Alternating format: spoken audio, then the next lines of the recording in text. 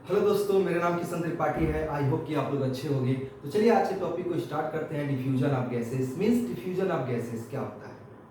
Okay दोस्तों, तो ये है कि जो रेस्पिरेशन सिस्टम होता है उसका ये एक पार्ट है diffusion of gases. Diffusion of gases का मतलब मेनली होता क्या है, पहले तो हम ये जानेंगे कि डिफ्यूजन ऑफ गैसेस होता क्या है। मीन्स ये है कि हमारे जो एटमॉस्फेयर है और इस एटमॉस्फेयर में अनेकों प्रकार की जो गैसेस होती हैं वो मौजूद होती हैं।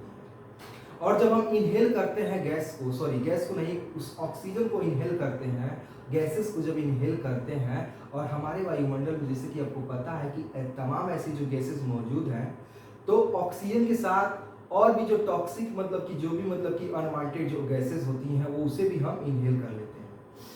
अब एक नॉस्ट्रिल के माध्यम से अपने नेसल कैविटी के द्वारा।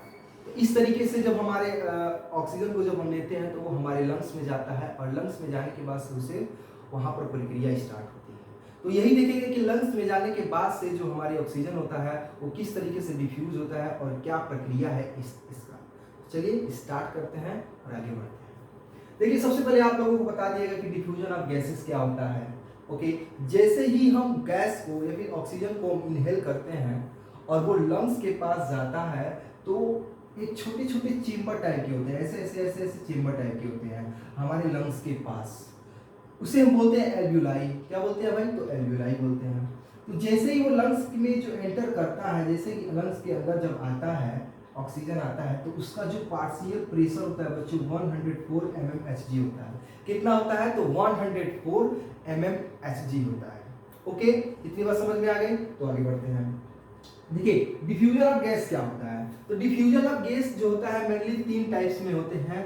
डिफरेंस ऑफ पार्शियल प्रेशर, पहला क्या है? तो डिफरेंस ऑफ पार्शियल प्रेशर, और दूसरा है सॉल्युबिलिटी, दूसरा हमारा सॉल्युबिलिटी है, और तीसरा हमारा थिकनेस है। क्योंकि हम जब तक थिकनेस के बारे में नहीं जानेंगे तब तक हम अच्छे से इसको समझ नहीं सकते हैं। तो पहले देखेंगे हम डिफरेंस ऑफ पार्शियल प्रेशर। देखिए, जैसे कि आपको पता है कि जो ऑक्सीजन होता है, जो एल्वुलाई में जब हम ऑक्सीजन जो एंटर करता है, जो उसका पार्शियल प्रेशर होता है वो हाई प्रेशर से जो है लो प्रेशर की तरफ जाता है। इस बात पे हमेशा बच्चों याद रखिए, ध्यान रखिएगा आप लोग कि हाई प्रेशर से जो है लो प्रेशर की तरफ जाता है। ओके, उसके बाद से हम सॉल्युबिलिटी को देखेंगे। तो जो कार्बन डाइऑक्साइड होता है, सॉल्युबिलिटी इज द 20 से 25 टाइम्स मोर देन ऑक्सीजन को सॉल्युबिलिटी करता है। यानी कि कार्बन डाइऑक्साइड जो है ऑक्सीजन से 20 से 25 के टाइम्स में वो सॉल्यूबल करता रहता है, उसे डिफ्यूज करता रहता है।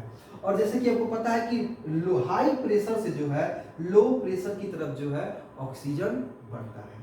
ओके, और carbon dioxide diffuse better than oxygen, और कार्बन डाइऑक्साइड जो होता है वो ऑक्सीजन को बहुत ही अच्छे से बेटर देन में उसको डिफ्यूज कर पाता है।